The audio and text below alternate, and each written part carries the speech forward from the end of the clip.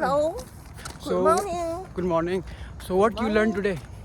I learned accident, no accident. I learned this word 叫 conflict. Conflict? Conflict. Or you can say in English how to say? English Yeah, use something to say. to say conflict. 对 Conflict for people and people each other. It can be between two countries also? 哦，对对对，inflate Yeah. Yeah. 那个 inflate between India and Pakistan. Yeah, you can also use like conflict between India and Pakistan. Conflict. 对 Conflict between India and Pakistan. Yeah. And how do you use dispute? I told you dispute between if it is a land dispute or any dispute.